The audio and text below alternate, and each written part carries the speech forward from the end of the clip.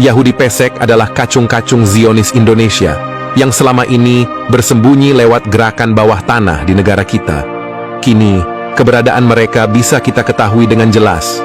Mereka sudah tidak sungkan menunjukkan jati diri. Inilah penelusuran cengkeraman Zionis di Indonesia yang ternyata sangat masif dan sudah berjalan sejak lama. Assalamualaikum warahmatullahi wabarakatuh. Sobat channel Kabar Langit, lewat video ini akan kita ungkap sebuah fakta tentang jaringan Zionis Yahudi di Indonesia. Bagaimana gerakan masif mereka yang ternyata sudah dimulai sejak zaman Belanda di berbagai lini kehidupan. Sebuah fakta mengejutkan, ternyata jaringan ini sudah berakar kuat di beberapa wilayah Indonesia. Yahudi Pesek adalah kacung-kacung mereka di Nusantara. Pada akhir video, kami ungkap fakta yang membuat Anda tercengang. Ingin tahu lebih dalam? Yuk kita mulai videonya. Pada tahun 1962, ketegangan antara Indonesia dan Belanda meningkat akibat isu Irian Barat. Presiden Soekarno merespons dengan membubarkan organisasi yang dianggap sebagai peninggalan Belanda, termasuk Fremont.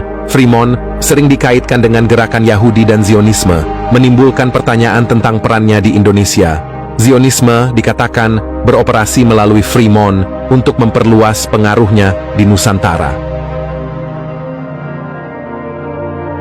Nusantara dalam cengkeraman Belanda menjadi pusat perhatian.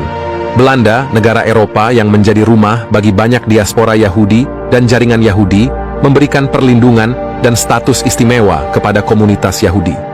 Di Belanda, Yahudi sering terlibat dalam aktivisme sosial demokratis, dengan banyak di antara mereka menjadi bagian dari jaringan Freemason. Jaringan ini berperan dalam misi kolonial Belanda di Asia, termasuk Indonesia. Freemason memulai keberadaannya di Indonesia dengan pembangunan loji pertama pada 1762 oleh Jacob Radermer, seorang pegawai VOC.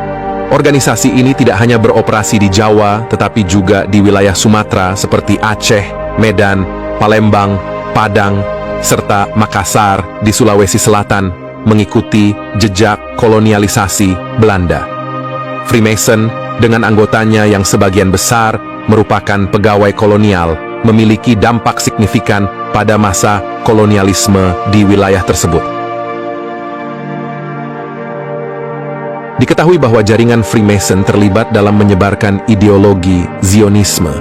Zionisme bergerak melalui forum-forum yang diadakan di loji Freemason. Sejak pembentukan Association for Jewish Interest in the Netherlands Indies pada tahun 1927, gerakan Zionis mulai aktif di Indonesia.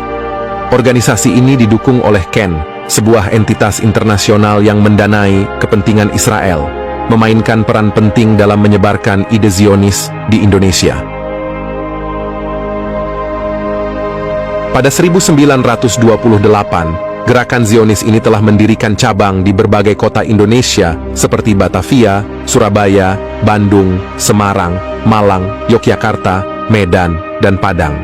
Di Padang, mereka menerbitkan majalah Eretz Israel yang diterbitkan setiap bulan sesuai kalender Ibrani dan mendukung gerakan Zionis.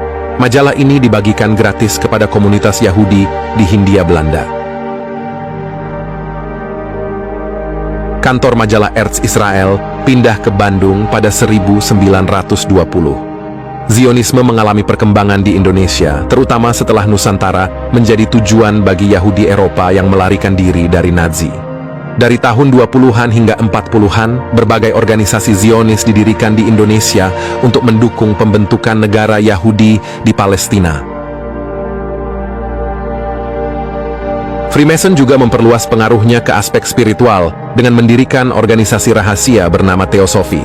Teosofi ini merangkum kepercayaan mistik Yahudi kuno dan tradisi spiritual lainnya.